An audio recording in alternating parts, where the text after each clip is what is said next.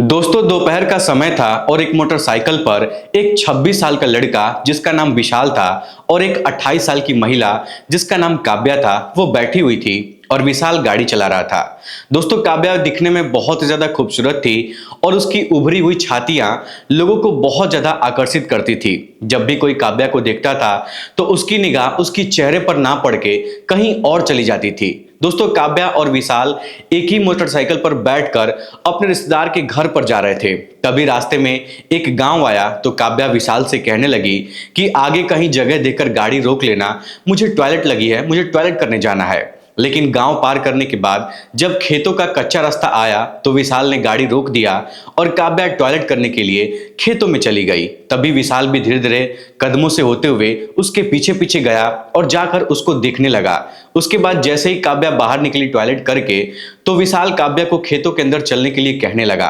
दोस्तों काव्या विशाल को मना करने लगी लेकिन विशाल काफी ज्यादा जिद करने लगा और काफी मनाने के बाद काव्या अपने आप को उसके हवाले कर देती है और उसके साथ खेतों में चली जाती है। उसके बाद वो विशाल उसका वो हाल करता है जो आप लोग सोच भी नहीं सकते हैं। दोस्तों पूरी कहानी अभी मैं आप लोग को सुनाने वाला हूं और इस कहानी में आपको बहुत ही ज्यादा मजा आने वाला है, इसीलिए इस कहानी को आप लोग अंत तक जरूर सुनिएगा क्योंकि दोस्तों इस कहानी के अंत में आपको एक बहुत अच्छी और बहुत बड़ी सीख मिलने वाली है। लेकिन दोस्तों वीडियो में आगे बढ़ने से पहले आप लोगों से एक छोटा सा रिक्वेस्ट है कि अगर आप लोग हमारे चैनल पर पहली बार विजिट कर रहे हैं तो चैनल को सब्सक्राइब कर लीजिए और वीडियो को लाइक कर दीजिए ताकि जो मेरा हौसला है वो और भी ज्यादा बढ़ता रहे और भी ज्यादा इंटरेस्टिंग कहानियां ऐसे ही मैं रोज रोज आप लोग को सुनाता रहूं ताकि आप लोग को भी मजा आता रहे। दोस्तों इस कहानी की शुरुआत जनवरी के सर्द भरे महीने से शुरू होती है। दोस्तों उस समय रात के 12 बज रहे थे, तभी अचानक काव्या के घर पर कुछ पुलिस की टीम आ गई और उसके पति आलोक को पकड़कर लेकर चली गई। अब दोस्तों काव्या ये सब नजारा देखकर काफी परेशान हो गई थी। काव्या पुलिस वालों के सामने हाथ पैर जोड़कर रोने लगती है और कहने लगती है कि प्लीज आप लोग मेरे पति को छोड़ दीजिए। लेकिन दोस्तों कोई भी उसकी बात सुनने को तैयार नहीं था। दोस्तों पुलिस वाले आलोक को गिरफ्तार करके अपने साथ थाने पर लेकर चले जाते हैं। उस समय काव्या घर में अकेली थी और ये दोनों लोग गांव से शहर में रहने के लिए आए थे और इन्होंने किराए पर एक मकान ले रखा था। उसी कमरे के अंदर काव्या और उसका पति आलोक ये दोनों लोग रहा करते थे। लेकिन दोस्तों जब आलोक को पुलिस पकड़कर ले गई तो काव्या भी थाने की तरफ जाने लगी और काव्या जैसे ही थाने की तरफ पहुंची तो धीरे धीरे वो घबराने लगी क्योंकि दोस्तों थाने के गेट पर एक पुलिस वाला खड़ा था जो काव्या को लगातार गलत भरी नजरों से देख रहा था। काव्या को बहुत पहले ही लोग बता चुके थे कि पुलिस विभाग में भी बहुत सारे गलत मानसिकता के लोग होते हैं और जो व्यक्ति गेट पर खड़ा होकर काव्या को देख रहा था उसकी निगाह काव्या के चेहरे पर नहीं बल्कि उसकी बड़ी बड़ी छातियों पर पड़ रही थी और ये सब देखकर काव्या बहुत हैरान हो रही थी। दोस्तों काव्या समझ चुकी थी कि पुलिस वाला उससे क्या चाहता है, लेकिन फिर काव्या धीरे धीरे थाने के अंदर गई और अंदर पहुंचने के बाद उसने थानेदार से कहा कि प्लीज आप मेरे पति को छोड़ दीजिए, उनकी कोई गलती नहीं है। तब थानेदार कहने लगा कि तुम्हारे पति को मैं ऐसे कैसे छोड़ सकता हूं, वो गलत काम करता है और उसके पास से कुछ गलत सामग्री बरामद हुई है। लेकिन दोस्तों काव्या जानती थी कि वो गलत सामग्री पुलिस ने ही आलोक के पास रखा है और उसको पकड़वाया है और उसको वो लोग फंसा रहे हैं। लेकिन दोस्तों वो पुलिस वालों के सामने कुछ नहीं बोल पा रही थी। काव्या थानेदार के पैरों में गिर जाती है और अपने पति को छुड़ाने की गुहार लगाने लगती है। लेकिन दोस्तों थानेदार मानने को तैयार नहीं था। फिर काव्या ने कहा कि देखो मेरा पति निर्दोष है। अब दोस्तों इतना सुनने के बाद थानेदार कहने लगा कि अगर तेरा पति निर्दोष है तो तू मुझे अपने घर लेकर चल और अपने घर की तलाशी दिलवाओ, तब मैं मानूंगा। तब दोस्तों काव्या बोलती है कि अगर मेरे घर पर कुछ नहीं मिलेगा तो क्या आप लोग मेरे पति को छोड़ देंगे। अब दोस्तों ये बात सुनकर थानेदार कहने लगता है कि हाँ मैं तुम्हारे पति को छोड़ दूंगा। अब दोस्तों काव्या ने कहा कि ठीक है चलिए मैं अपने घर की तलाशी दिलवाती हूं। अब दोस्तों इस तरीके से काव्या थानेदार के साथ जीप में बैठकर अपने घर चली गई और उस समय रात काफी ज्यादा हो चुकी थी तो काव्या के पड़ोसी लोग भी सो गए थे। अब दोस्तों थानेदार अपने ड्राइवर से कहता है कि ड्राइवर तुम गाड़ी मुड़ाकर रखो, मैं अभी थोड़ी देर में आता हूं। इतना कहने के बाद थानेदार काव्या के साथ कमरे में चला गया और उसके कमरे की तलाशी लेने लगा। दोस्तों उसके कमरे में उसको कुछ भी नहीं मिलता है। तभी काव्या कहने लगती है कि अब तो आप मेरे पति को छोड़ दीजिए, अब तो हमारे घर पर आपको कुछ नहीं मिला है। तभी दोस्तों वो थानेदार बोलता है कि इतनी आसानी से तुम्हारे पति को नहीं छोड़ सकता हूं। अब दोस्तों यही बात कहते कहते वो काव्या का हाथ पकड़कर अपनी तरफ खींच लेता है और दोस्तों उसके साथ जबरदस्ती वो शारीरिक संबंध बनाना शुरू कर देता है। दोस्तों काव्या दिखने में बहुत सुंदर थी, तो थानेदार भी उसके सुंदरता पर पागल हो चुका था। तभी काव्या से वो बोलता है कि अगर तुम मेरी जरूरत पूरा कर सकती हो तो मैं तुम्हारे पति को छोड़ दूंगा। अब दोस्तों थानेदार की बात सुनकर काव्या अपने आप को उसके हवाले कर देती है और फिर थानेदार रात भर काव्या के साथ जमकर शारीरिक संबंध बनाता है। लेकिन दोस्तों जब सुबह में दोनों की नींद खुलती है तो काव्या थानेदार से कहने लगती है कि अब तो मेरे पति को छोड़ दीजिए। अब दोस्तों ये बात सुनकर थानेदार उससे कहने लगता है कि ठीक है, थोड़ी देर बाद थाने पर आना, मैं उसको छोड़ दूंगा। इतना कहने के बाद थानेदार वहां से चला गया। दोस्तों कुछ देर बाद काव्या भी थाने पर पहुंच गई। तब उसने थानेदार से कहा कि मेरे पति को छोड़ दीजिए, तो थानेदार अपनी वर्दी का रौब दिखाने लगा और काव्या को उल्टा सीधा बोलकर उसको धमकी देने लगा, उसको डराने लगा। दोस्तों वो काव्या को गाली भी देने लगा था। थानेदार ने कहा कि एक ऐसे आदमी को मैं कैसे छोड़ सकता हूं जो इतना बड़ा क्रिमिनल है। अब दोस्तों ये बात सुनकर काव्या के पैरों के नीचे से जमीन खिसक गई, क्योंकि दोस्तों अब उसका सब कुछ लूट चुका था, उसका पति भी पुलिस वालों के कब्जे में था और उसकी जो इज्जत बची हुई थी वो भी जा चुकी थी। दोस्तों काव्या को इस बात का बहुत दुख हुआ, लेकिन वो अब कर भी क्या सकती थी। बेचारी शहर में अकेली थी और उसको सपोर्ट करने वाला कोई भी वहां पर नहीं था। अब दोस्तों इसीलिए ना वो लौट कर अपने घर वापस चली जाती है। तभी उसके पड़ोस में रहने वाला एक लड़का जिसका नाम विशाल था, दोस्तों वो काव्या के छोटे मोटे काम कर दिया करता था। अगर काव्या किसी काम को कहती थी तो विशाल उस काम को मना नहीं करता था। अब दोस्तों इस प्रकार से कुछ दिन बीत जाते हैं, तभी विशाल ने काव्या को प्रपोज कर दिया। तो काव्या इस बात को सुनकर काफी नाराज हो गई। विशाल को वो मना करने लगी, लेकिन विशाल काफी उसको मनाने लगा, लेकिन काव्या मानने को तैयार नहीं हो रही थी। दोस्तों एक चीज मैं आप लोग को बता दूं कि अभी तक आप लोग इस कहानी को सुन रहे हैं, तो आप सभी लोग का बहुत बहुत धन्यवाद है। इस वीडियो को थोड़ा सा लाइक कर दीजिए और कहानी में बने रहिए, आपको बहुत मजा आने वाला है। दोस्तों विशाल के पिताजी जो थे वो बहुत बड़े नेता थे और उनकी पहुंच काफी ऊपर तक थी। और दोस्तों मैं आपको बता दूं कि विशाल के पिताजी उसके लिए एक लड़की ढूंढ रहे थे उसकी शादी करवाने के लिए।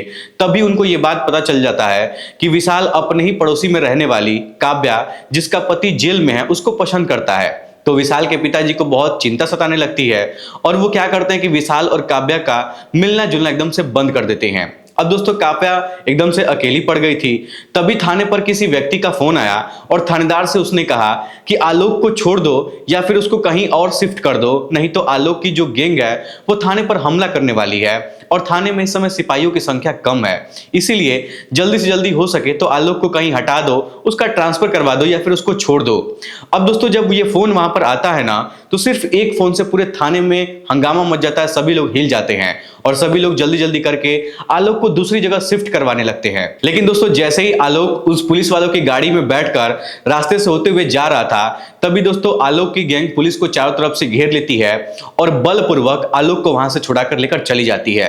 अब दोस्तों आलोक तो पुलिस वालों के चंगुल से आजाद हो चुका था, लेकिन इधर पुलिस वाले क्या करते हैं कि काव्या के घर पर छापेमारी करते हैं और काव्या को वो लोग गिरफ्तार कर लेते हैं और थाने पर लेकर चले आते हैं।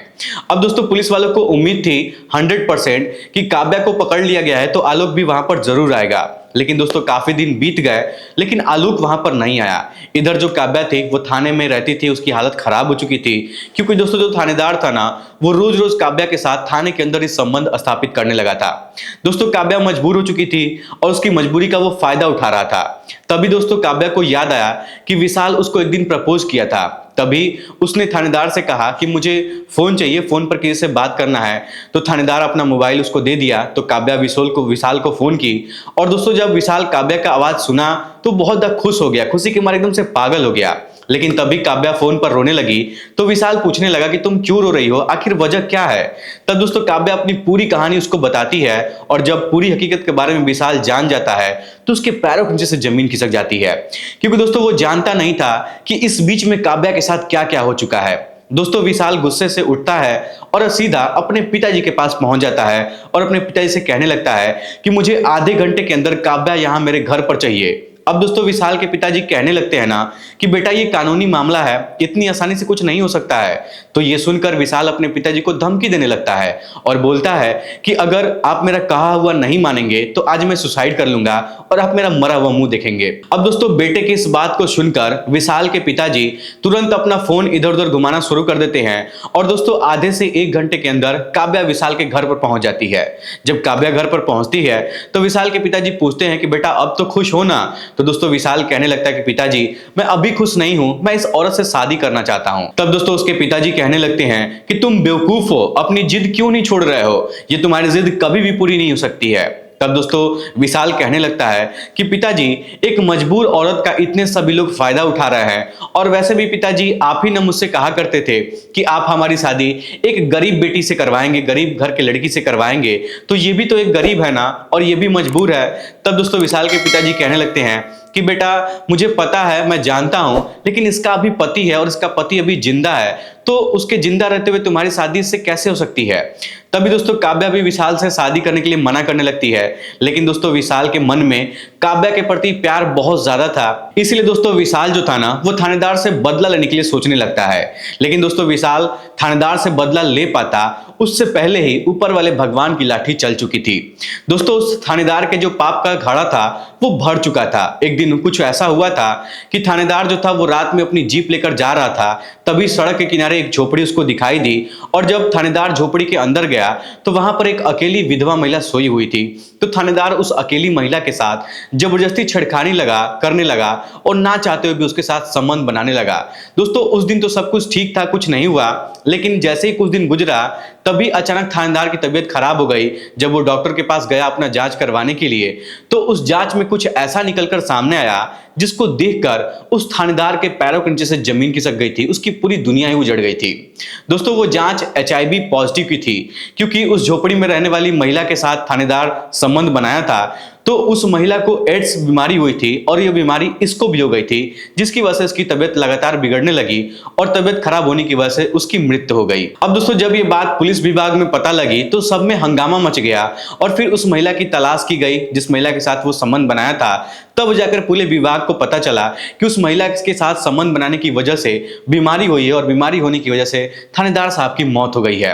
अब दोस्तों इस तरीके से थानेदार का जो चरित्र है ना वो हर एक अखबार में छप चुका था, और उसके मरने के बाद जितने भी लोग उसकी खबर सुन रहे थे वो सभी लोग उस थानेदार को गाली दे रहे थे, और सभी लोग यही कह रहे थे कि उस थानेदार के साथ जो भी कुछ हुआ है बहुत अच्छा हुआ है।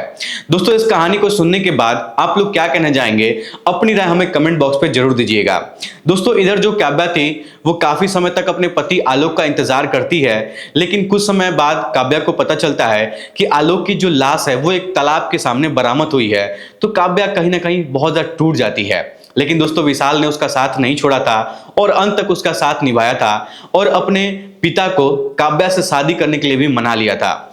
दोस्तों विशाल और काव्या की शादी में सिर्फ 15 दिन ही रह गए थे, तभी ये दोनों लोग एक जगह शादी में मोटरसाइकिल से जा रहे थे। तभी रास्ते में खेत पड़ते हैं, और उन खेतों के पास विशाल अपना गाड़ी रोक देता है और काव्या बाथरूम करने के लिए खेतों में चली जाती है।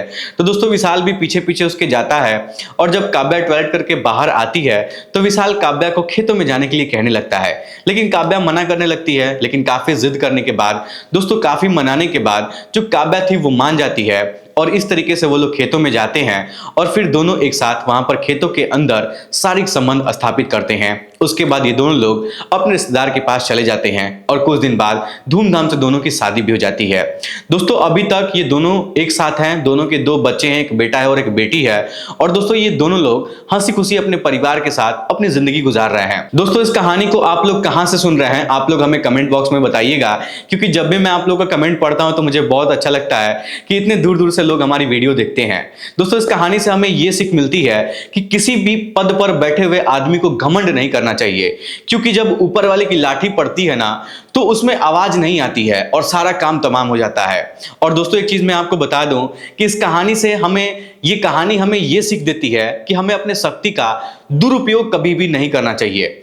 दोस्तों थानेदार को कोई दूसरा आदमी सजा देता, उससे पहले ही भगवान उसको सजा दे दिए थे, जिसकी कल्पना वो थानेदार कभी किया ही नहीं था। और दोस्तों आलोक भी भले से ही गलत व्यक्ति था, लेकिन उसकी पत्नी गलत नहीं थी, इसमें उसकी कोई भी गलती नहीं थी, इसीलिए उस थानेदार को आलोक की पत्नी के साथ जबरदस्ती शारीरिक संबंध नहीं बनाना चाहिए था। दोस्तों इस कहानी को सुनाने का उद्देश्य किसी के दिल को ठेस पहुंचाना नहीं है, किसी के भावनाओं को ठेस पहुंचाना नहीं है, और किसी भी प्रकार की अनेकता या फिर अश्लीलता को बढ़ावा देना नहीं है।